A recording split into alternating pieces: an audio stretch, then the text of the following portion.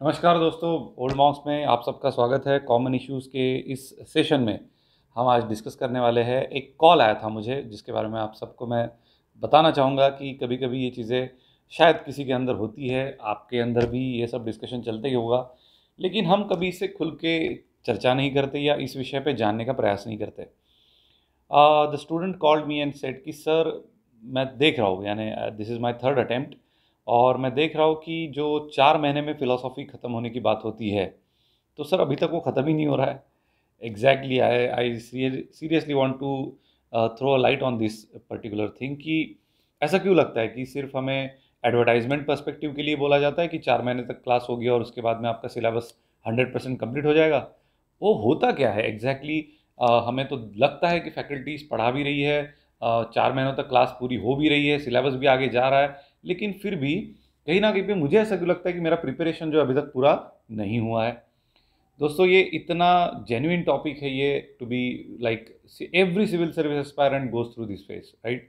सो मैं इसके ऊपर थोड़ा जो मैंने रिकमेंडेशन उस कैंडिडेट को दिए है और जो कॉल पे चर्चा हुई है उसके बाद जो भी हमारा फ्रूट एज एन आउटकम निकला है, तो मैं उसके बारे में भी आई थॉट कि I will make a video.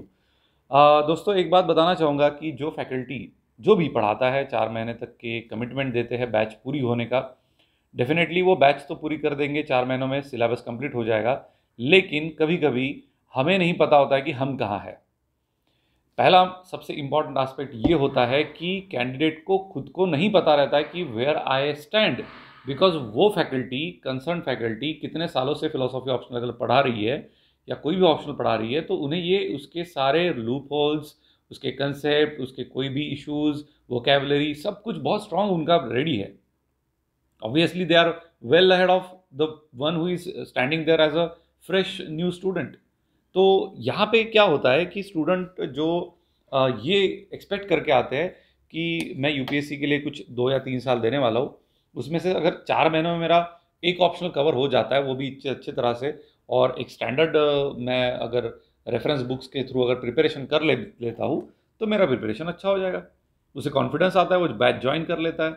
दिक्कत ये होती है कि उन 4 महीनों में जिस स्पीड से वो फैकल्टी पढ़ाती रहती है वैसा स्टूडेंट नहीं कर पाता, because the gap in the understanding, the gap in the vocabulary, the gap in the conceptual clarity, ये सारी बातें दोस्तों कहीं ना कहीं पे मैटर करती है ओवरऑल प्रिपरेशन में। हमें ऐसा लग सकता है मे बी कि मैं प्रिपरेशन कर रहा हूँ सर, अच्छे से हो रहा है, आई थिंक कि I am on right track, everything is going on properly, concept भी क्लियर है, फिर आंसर राइटिंग में कहीं ना कहीं दिक्कत होगी। तो क्वेश्चंस जब तक हमें समझ में नहीं आते कि उसमें क्या लिखना है, तब तक आपने कभी अज्यूम नहीं करना है कि आपका प्रिपरेशन हो गया है। अब ये जो बात है कि स्टूडेंट कहते हैं कि सर कैसे इसको गैप को फिलअप करें, देखिए एक चीज़ से ये हो सकता है। पहला है आपका कमिटमेंट, आप कितना समय डेडिकेट करना चाहते हो।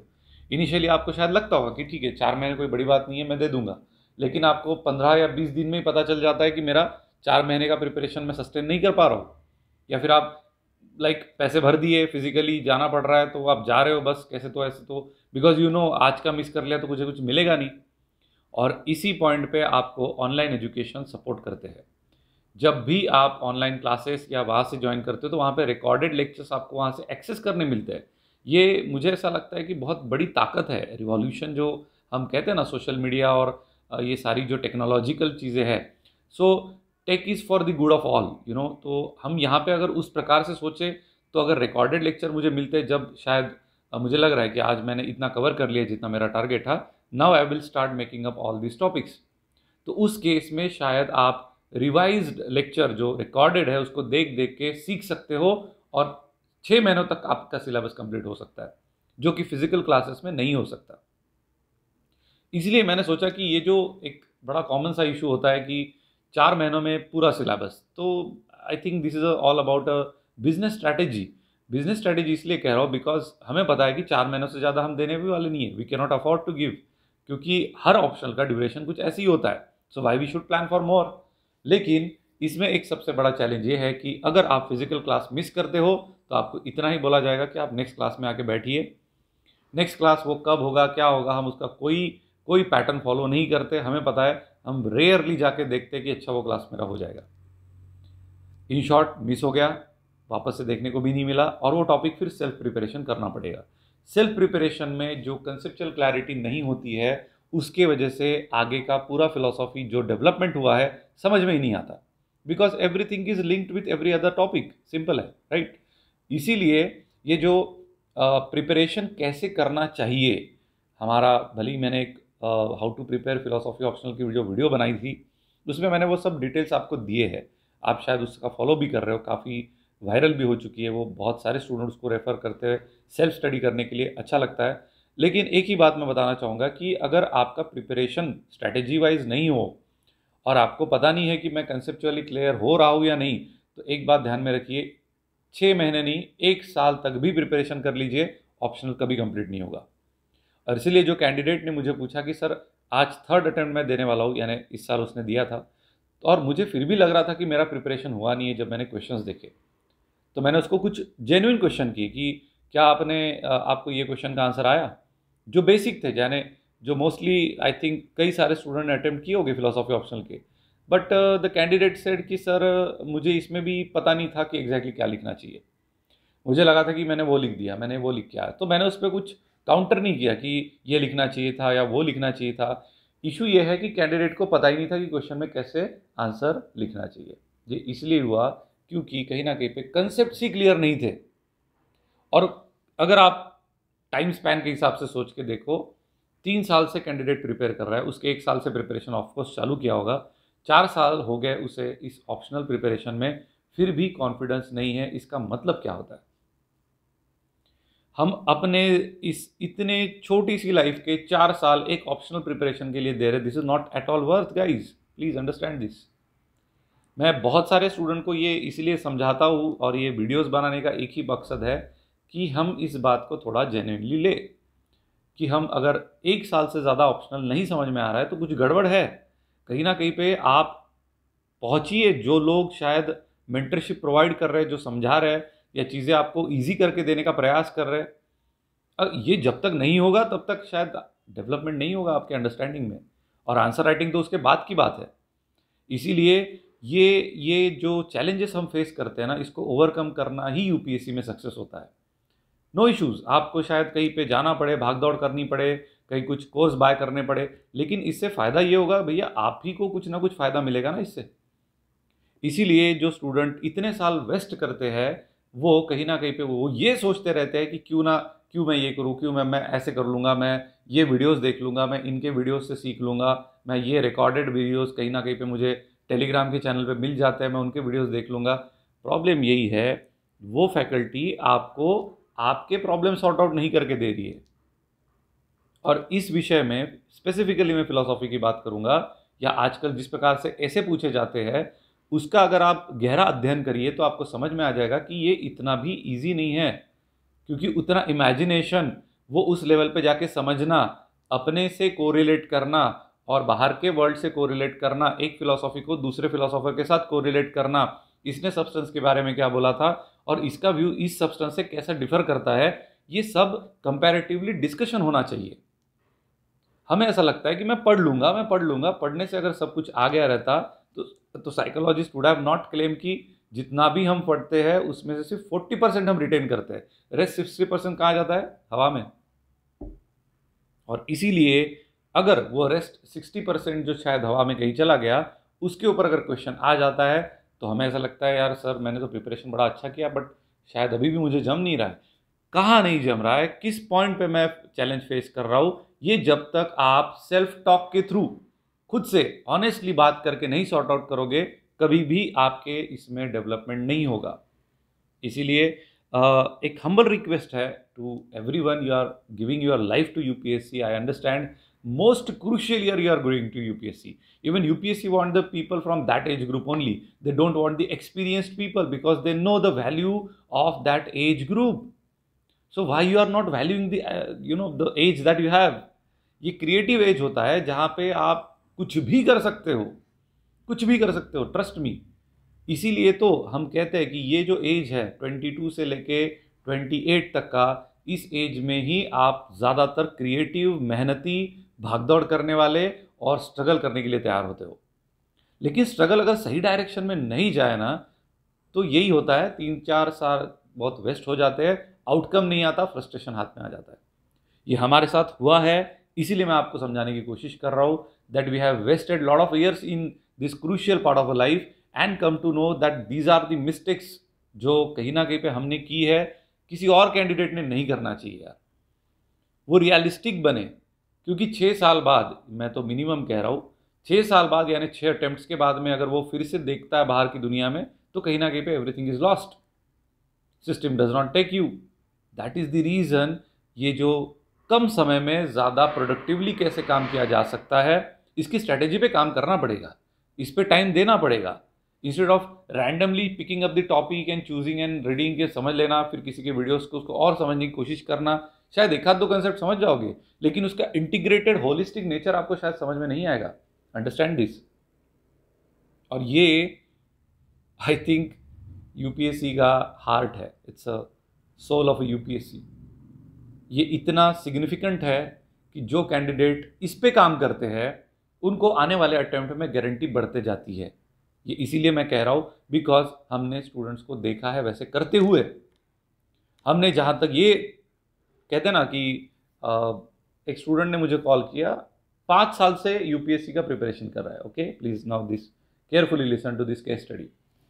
5 साल से यूपीएससी का प्रिपरेशन कर रहा है और भाई साहब ने एक भी मेंस नहीं दी है।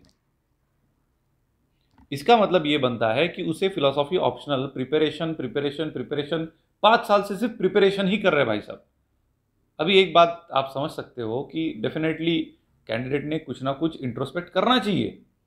If he is losing that site of introspection somewhere, उसको यही अपनी ख्याली दुनिया में वो जी रहा होगा शायद कि मैं सही कर रहा हूं। इससे अपने देश का एक बहुत इंपॉर्टेंट रिसोर्स वेस्ट हो रहा है।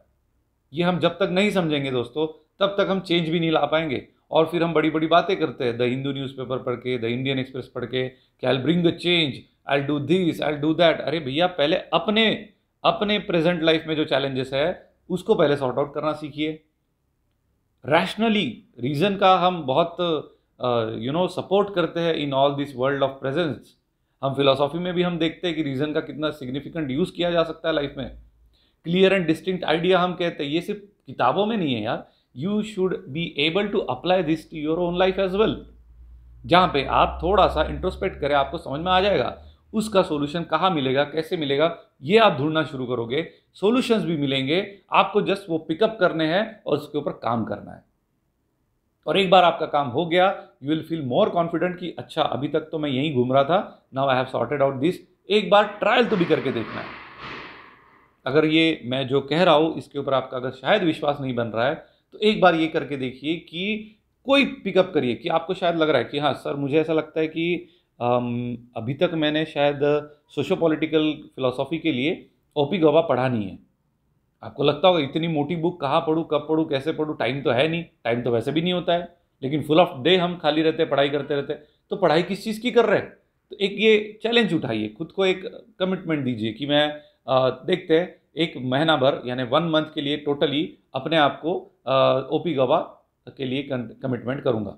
और 1 महीने तक बिना कुछ हिचकिचाए जो भी आप टाइम स्लॉट अलॉट करोगे, सुबह का, शाम का या मॉर्निंग, जो भी आप जैसे आपको सूटेबल है आपके हिसाब से, लग जाइए उस काम पे। 2 घंटा उस बुक को पढ़िए, रोज जो भी आपका टारगेट है उसको कंप्लीट करने का प्रयास करिए और आप देखिए कि 1 महीने बाद चेंज क्या नज़र आता है। कहीं पे नोट करके रखिए कि Day 1 I am starting my socio political understanding about the question. कि पैरामीटर क्या हो ना कि मैं 1 महीने बाद मैं सक्सेस या फिर 1 महीने बाद चेंज हुआ, ये कैसे पता चलेगा? सिंपल है, Day 1 के जब स्टार्ट करने वाले हो तब एक क्वेश्चन पकड़िए सोशो पॉलिटिकल का, कोई भी रैंडम पकड़िए और देखिए वो आपको समझ में आ रहा है क्या, उसमें क्या लिखना चाहिए, क्या नहीं लिखना चाहिए। ऐसे 4 to 5 क्वेश्चंस पढ़ते जाइए और उसके बाद स्टार्ट करिए। At the end of 1 month जो भी टॉपिक आपने पढ़े हैं उसके एंड में फिर आप देखोगे उसी टॉपिक से रिलेटेड अगर क्वेश्चन पेपर आप देखोगे, अपने आप आपको कहीं ना कहीं पे सेंस बनेगा, एक अंडरस्टैंडिंग बनेगी कि हाँ इस टॉपिक पे ये कंटेंट लिखा जा सकता है। चलो आप ये भी नहीं कहोगे कि 100% मुझे सब कुछ आ गया, लेकिन वो एक जो फर्स्ट स्टेप कहते हैं ना, मोस्ट डिफिकल्ट स्टेप होती है लाइफ में, वो तो आपने अचीव कर ली। आपको अंदाज़ा आ गया कि ये पर्टिकुलर पार्ट जब क्वेश्चन में आता है तो उसके बारे में ये कंटेंट मैं लिख सकता हूँ, प्रयास कर सकता हूँ। यही तो अपने अपने that's how the study is being done. इसीलिए थोड़ा सा आउट ऑफ बॉक्स जाना चाहिए, मुझे ऐसा लगता है। आप जो like straight away in this saying that कि जो भी वीडियो लेक्चर्स आपको टेलीग्राम पे मिलते हैं वो देखने से प्रिपरेशन मेरा हो रहा है, ऐसा अगर आप लोग को लग रहा है, प्लीज़ कहीं ना कहीं पे गड़बड़ हो रही है दोस्तों।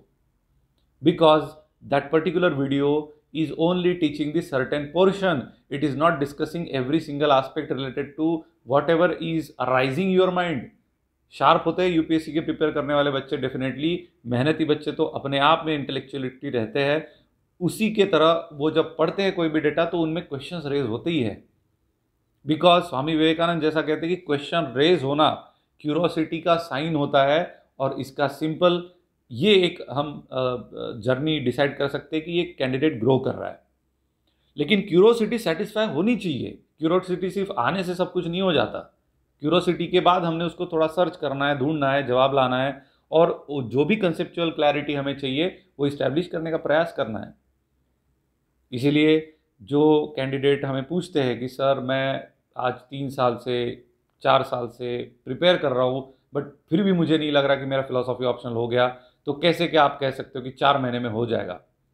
मेरा बहुत सिंपल और क्लियर फंडा इस बारे में। We cover in 4 hours 4 months of this duration only 70% of this syllabus. अगर आप कहोगे सर 70% यानी आप कौन सा सेक्शन नहीं पढ़ाओगे, तो we will teach each and every section, do not worry about that, but the depthness to which you should go ideally that we are calling as 100%, वहां तक जाना इन 4 महीनों में किसी भी फैकल्टी से पॉसिबल नहीं है। लिख के ले लो।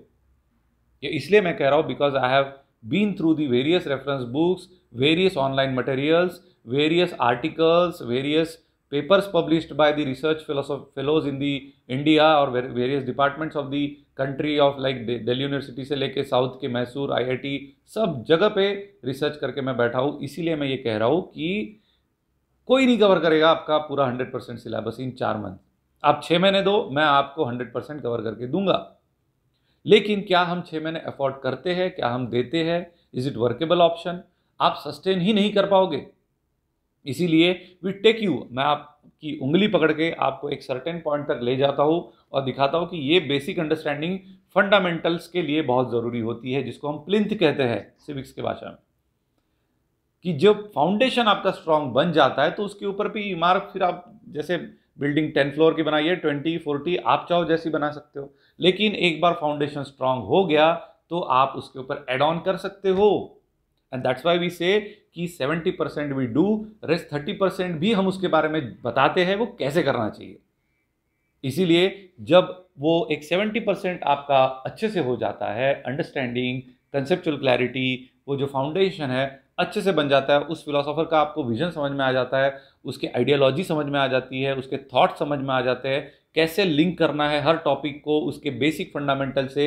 ये जब आपको पूरा विजुअलाइज हो जाता है, उसके बाद आप उसमें कुछ भी ऐड करिए, आपको कोई दिक्कत फेस नहीं होगी।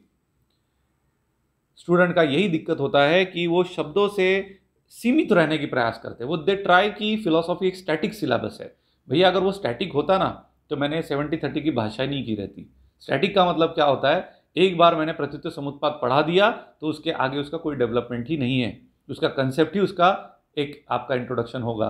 लेकिन प्रत्युत्तर समुत्पाद कितने सारे चीज़ों से रिलेट करता है, थ्योरी ऑफ एरर से रिलेट करता है, एल्यूजन से रिलेट करता है, इतनी सारी चीज़ों से रिलेट करता है। हर चीज़ के एक्सप्लेनेशन के लिए प्रत्युत्तर समुत्पाद का एक्सप्लेनेशन नेसेसरी है। लेकिन क्या हमने ये समझा है?